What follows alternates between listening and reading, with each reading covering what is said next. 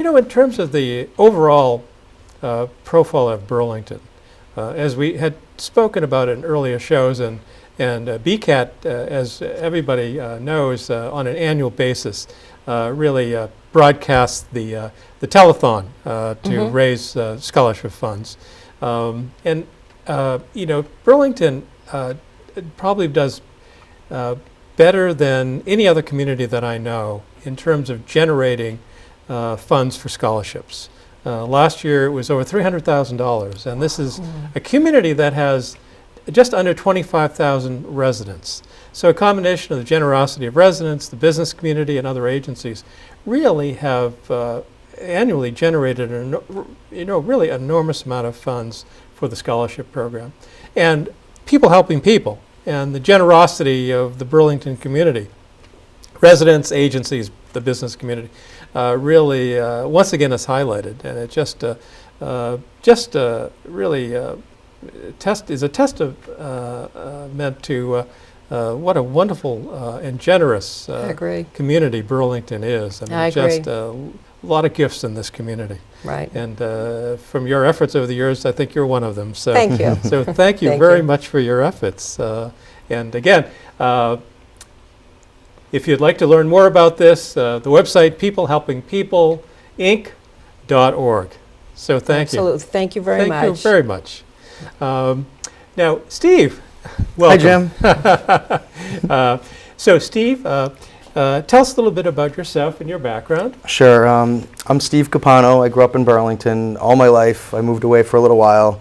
I don't have an exciting story like Valerie. I'm not people helping people, but I guess I'm people helping businesses, and that's what I'm here to talk about.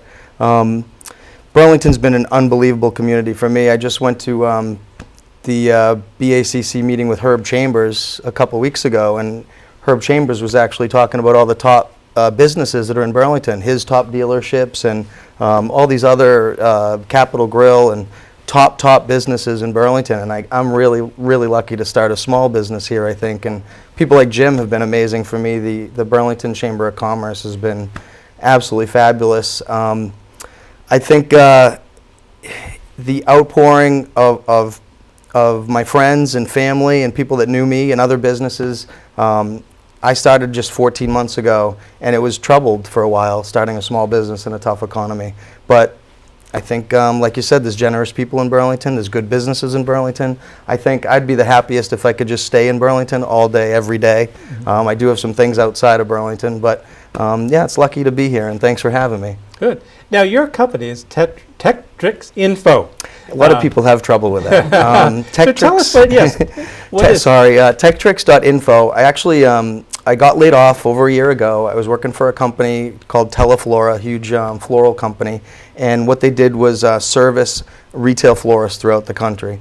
So I was selling computers to these folks, and I had a large base of people that liked me and trusted me with their technology, and the company did that well too. So I figured after I got laid off that I would take these business owners and offer them things that they weren't getting from other companies, almost like things franchises or IT departments or marketing departments would offer these folks. So what I ended up doing is really just duplicating my efforts for a large company with email marketing and different types of technology tricks, I guess. So when I wanted to name my company, I actually went to look in the dictionary. They still exist as something with paper, and I opened it and I looked up technology, and 3 or 5 words later was TECTRIX, and it meant one who has it covered, basically. And a light bulb went off, and ding, ding, ding, and I wrote it down. It was difficult. There is a stair climber company called TECTRIX. They have the .com, so I did .info. And a lot of people don't know why that is. It's just because the .com wasn't available. So I had to really brand it that way, TECTRIX.info. It became part of the logo. My daughter had a big part of the logo. It's a couple computers over the eyes, and then there's a little kind of swish that connects the computers, and that's really what I do. And she came up with this brainstorm, and she's 7. So when I put it into the logo, it just really became me and her, I guess. And so what's the focus of your company and the work you're doing with our community? I guess what I really want to do is just be a service provider for business owners that can't do things themselves or fit in where they need me. So like I said, I started with email marketing, but there's a lot of folks that might still want to do direct mail. Postcards, mailing to people actually still work, especially because in a bad economy, less folks are mailing those things. So good full color postcards are a big part of my day. Designing them, sending the graphic to USPS.com and actually printing and shipping for just a few pennies. And you can have it out the next day. So nobody's addressing with a stamp or a label, and it just goes right out. So those into small targeted groups. So that's a huge part, not big money for small business owners. And I can actually help my customers look ahead till next month, where they're deep inside their business. I can kind of take a step back and say, are you doing this? Are you doing that? Excuse me. Facebook has actually become a big part of my business. Much bigger than I thought, much bigger than I wanted to, I guess. But as a tech guy, I have to know what's going on. I got hooked myself, and that became a big advertising opportunity for my customers. So I'm really deep into Facebook. So the Facebook is really commonplace, as is BlackBerry messaging and tweeting for high school to college age to people in their 20s and early 30s. I mean, that's the culture they grew up in.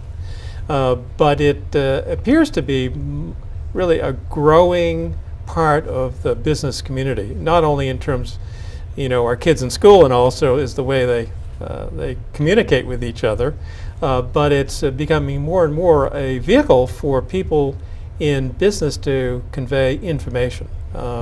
And so this whole dimension of social media that started before Facebook, but really was skyrocketed by the work of Facebook, really is becoming more and more significant. But some of us really, sort of old school folks, really are still on the learning curve on this. So you're doing this all the time. So maybe you can help us understand really what you see as the impact on this, but particularly from a marketing perspective. Sure. And that kind of connection from. Well, that's, I guess, what people miss, I think. There's a lot of higher level people saying you should be there, and then there's a big gap of people that actually use it, and not a lot of people in the middle actually doing things. So Facebook actually should be an extension of your web program, your web department, whoever's doing your website. Your 17-year-old nephew, if you're a small business, has to be helping you with Facebook, if that's the case. It doesn't have to encompass your whole day like it might mine, but I manage 18 businesses' Facebook accounts. Anytime there's 500 million active users in one area, if you will, there are opportunities to advertise to these folks. What a lot of people miss out are first the basics. So Facebook, you can tag folks in photos. So if you and I are friends, and we've done a lot on Facebook now, which is awesome. Thanks for allowing me to do the Facebook page for the Burlington Area Chamber of Commerce. So what we do, though, is we take Facebook and we add a photo, and no matter who's in it, we can tag that person, and all of their friends get a message that they've been tagged in a photo. So it's like sending a virtual email with a photo attached. And a lot of people, business owners, are troubled having email addresses or databases. So that gives them an audience to almost send a ripple through the internet, a viral message. And it really works. So what Facebook did well is it kind of plays on human curiosity. So if Jim and I are friends and you've been tagged in a photo from somewhere else, maybe a photo of you being here, I will want to go. I just get a text that says, or an email, or whatever message I decide Facebook gives me. I click on and I see you in a photo, and I say, oh, Jim. It's just a way of connecting a couple of people. And then my friends might see that photo, because my friends now see that we're connected, and it just goes viral. Not all of them, but some that decide to voyeur in on my life. And yours is really what Facebook is about. So because of this almost human curiosity factor, it grew so fast. And people put down amazing amounts of personal information. Not that it's all available for everybody. It's pretty secure if you decide it to. So not everybody can see my birthday and that kind of thing. But I did put my birthday down. I mean, anyway, most people do, or where I live, where I went to high school, and all those things, where I went to college. So what Facebook does is it finds my year and another person and any kind of common ground that we have, and puts a little box up in the corner that says, you might know Jim Murphy. Mm-hmm.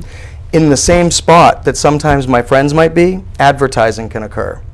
So now I can do some amazing things with triggering on some real detailed information. So if I work in Burlington or have a business in Burlington, I can trigger on anybody in Burlington that works at certain companies that are through these age, that have these likes or interests, and a multitude of information. And you can get down to really small, detailed groups of people and spend pennies to really advertise your business. Mm-hmm. It's not always an instant return. It's more of kind of a brand thing. But I've worked a lot with florists. And with florists, I've talked about women check a status called single or in a relationship or engaged. So from single to engaged, you could trigger and actually promote bridal or floral arrangements to wedding or brides, that are coming up. Through a marketing approach.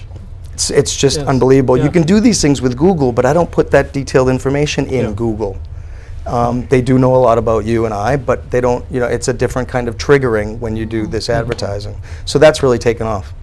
One of the things that Steve really was instrumental in getting myself and the chamber involved in Facebook. And, again, I'm still very much on the learning curve, but over the last 2 months, one of the things that has occurred through my checking Facebook, which really struck home is there's really something very beneficial about this, is that, we have lots of members of the chamber, and one of the things that I try to do is stay in contact. And that gets more and more difficult with demands, as it does for everyone.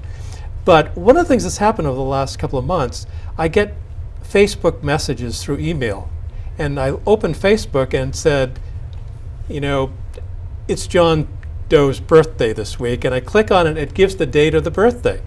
And it gives me the opportunity to send a little note, happy birthday, which, in passing may not seem to be, well, so what? But it really is a way of making contact with some, and it's a little bit of a surprise, because a couple of people said, oh, well, that was very nice. But it's a way of being able to really touch someone else's life in a personal way, but only because we're connected through this Facebook connection.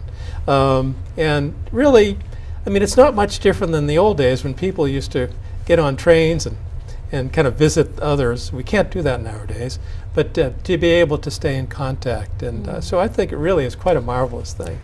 It is absolutely amazing what Facebook has done, what it has done, I guess, for social media. You were right in saying it's not the first. It's not even close to the first. Since the internet was born, this kind of thing, that's what happened. Bulletin boards, it was just hard to manage. Yep. It was for geeks like me. I actually frequented all those things to learn, and you could actually do a lot with these tools. So well, you'd share a lot of information. We have to sort of come to an end for this, and we could talk a lot more about social media, but I wanted to thank Steve and Valerie for coming on. And again, thank you for joining us for another edition of Chamber Chat, and happy holidays to everyone, and we'll see you next month. Thank you. Thank you.